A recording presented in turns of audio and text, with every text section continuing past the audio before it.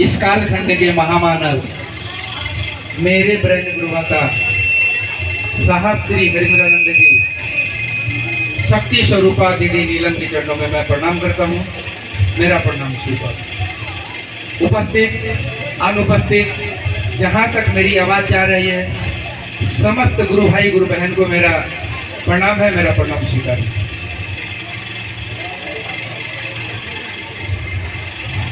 गुरु मंच का आदेश, गुरु का आदेश का सम्मान होता है।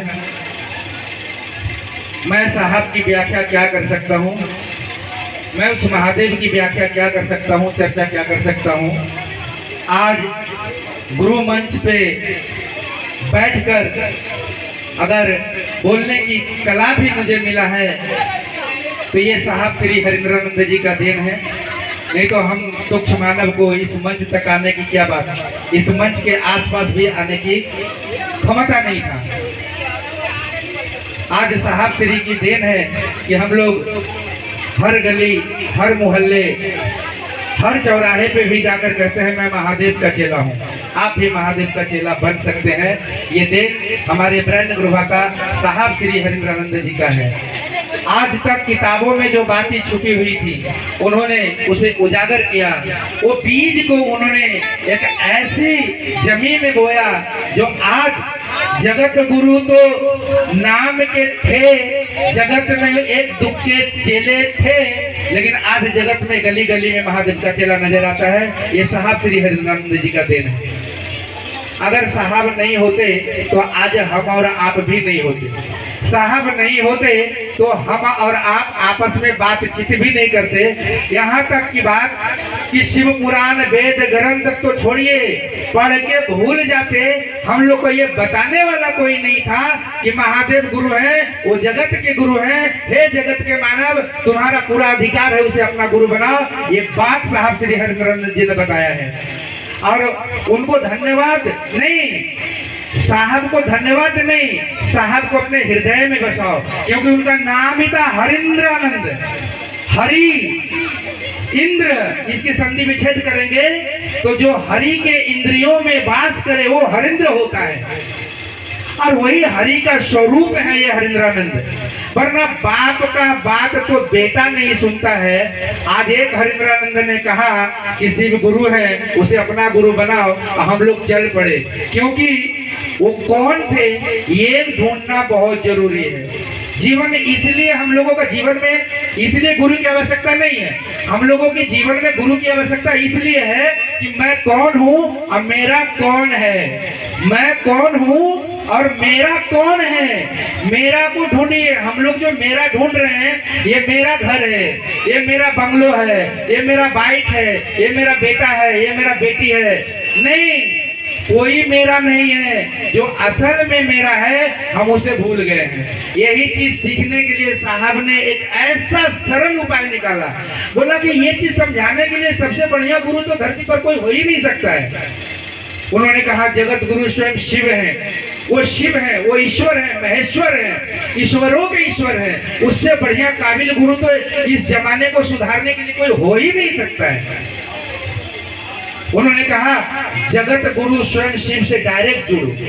किसी को दक्षिणा देने की जरूरत नहीं है, किसी को धोती कुर्ता देने की जरूरत नहीं है। अगर साधारण कोई शरीरधारी को अगर अपना गुरु बना लेंगे तो क्या करेगा? एक दो बार आपका पास में आएगा, बोलेगा दान दो, दक्षिणा दो, कान में मंत्र फूंक देते हैं, बाद में झोला फैलाएगा, बोलेगा बच्चा इस झोला में डाल दो। भैया, जब भगवान ही आशीर्वाद देंगे क्या कि तुम्हारा भगवान भला करे? जब भगवान ही भला करेंगे तो झोला में लेने वाले आप कौन है महाराज? तो वही साहब शिष्यानुभूति में लिखे हैं गुरु साक्षात परब्रह्म। उन्होंने व्याख्या किया है गुरु साक्षात परब्रह्म, तो परब्रह्म गुरु क्यों नहीं? यानी कि भगवान गुरु भगवान हो सकते हैं, तो भगवान स्वयं गुरु क्यों नहीं होंगे? और इसी सोच के साथ उन्होंने भगवान को ही गुरु माना, और मानकर अपने में रुक नहीं गए, ये पूरे जमाने में फैला दिए। एक ऐसा अंकुर आया जो फसल बनकर हर जगह में पौधा ये दिख रहा है। आज ये दुनिया जो है हरिंद्रानंद का दुनिया है, और उसी हरिंद्रानंद का आज पुण्यतिथि है। उनका शरीर से वो गए हैं। कहते हैं कि संत कभी मरते नहीं, और वो तो संत नहीं थे, वो महंत हैं, और महंत भी नहीं है, महंता है। जैसे हनुमान जी को कहा गया है हनुमान चालीसा में महंता, तो संत नहीं, महंत नहीं, वो महंता है। तो वो संत और महंता कभी मरते नहीं, अजर अमर सर्वव्यापी हैं। आज हम जो बोल रहे हैं वो भी आवाज उन्हीं की है, जो सुन रहे हैं वो भी सुनने वाला कान उन्हीं का है, क्योंकि ये दुनिया उन्हीं का है और हम उन्हीं के अंकुर हैं। हम अभी तक बीज के साथ फल नहीं बने हैं, अंकुर है। फल बनने के लिए, पौधा बनने के लिए हम लोगों को 3 सूत्र को पकड़कर चलना पड़ेगा।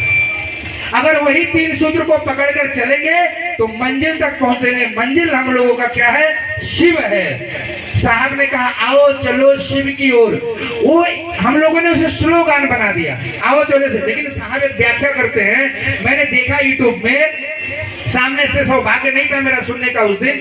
कहते हैं इस बात में जो कशिश है, इस बात में जो दर्द है, कहने वाला ने इस बात को जो कहा है उसमें कितना दर्द है, उसके सीने में क्या छुपा है, उस बात को जिस दिन समझ लोगे तुम शिव का शिष्य बन जाओगे।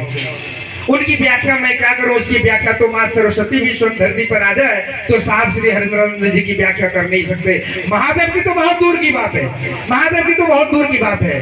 तो आप सभी गुरु भाई गुरु बहना के चरणों में मैं फिर से प्रणाम करता हूं। और आज का विषय, आज का चर्चा में अपने गुरु की चरणों में विराम करते हुए अपने गुरु के चरणों में फिर से प्रणाम करता हूं। मेरे ब्रह्म गुरु माता साहब श्री हरिंद्रानंद जी और शक्ति स्वरूपा दीदी नीलम की चरणों में मैं साष्टांग प्रणाम करता हूं। मेरा प्रणाम स्वीकार हो।